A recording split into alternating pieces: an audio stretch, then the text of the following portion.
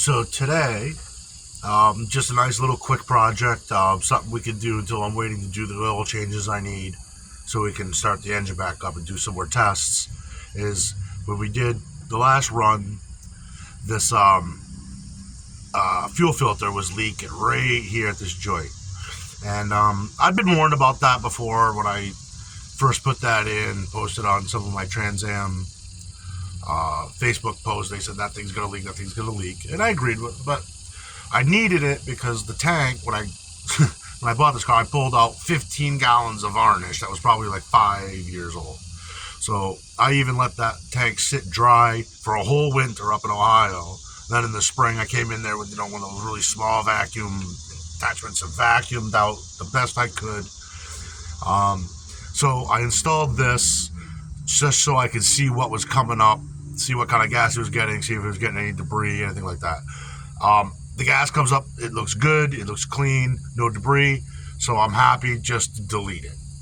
Now, I did cheat a little bit on this, and on this clamp, I just wanted to see what was going to happen when I pulled it off, because I didn't want to go through all that live and have to cut it out. So what ended up is, because I clamped it on so tight, trying to prevent leaks, that the clamp got broken. You can see when I tried to release it, the screw came up, and the hose was coming through. I had so tightly that it literally came in just like smooshed out into there. So it was a pain to get off. But now it's done. I've got a nice smaller replacement clamp here. So let's get to work and change it. And I'll be putting a barb in between. It's the same size as the hose, so we should have no diminished fuel pressure. If anything, if this is a little smaller, it would probably help me out, because I'm sure that pump's putting out a little bit more than, what is it, like 6 pounds or whatever the pump needs to put out for the carburetor. So, all right, let's get to work. So, like I said, I've already loosened these before I did this, so we can just pull this out. There's no gas in here. It's been sitting for a couple days, so we're good. Not gonna have any. There's no pressure like on a fuel injected car.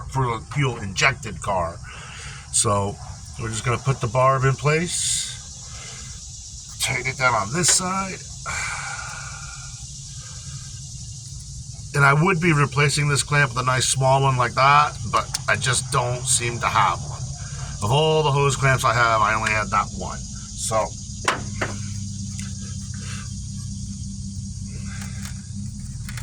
just install the barb here. And yeah, that's kind of crappy. The way I had to run this fuel line, it's kind of crappy, but that's all right. It'll work.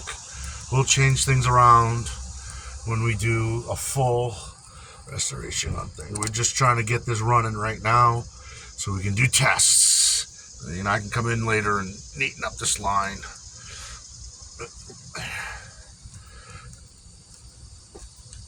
So there. That should be secured. We should not have any leaking problems.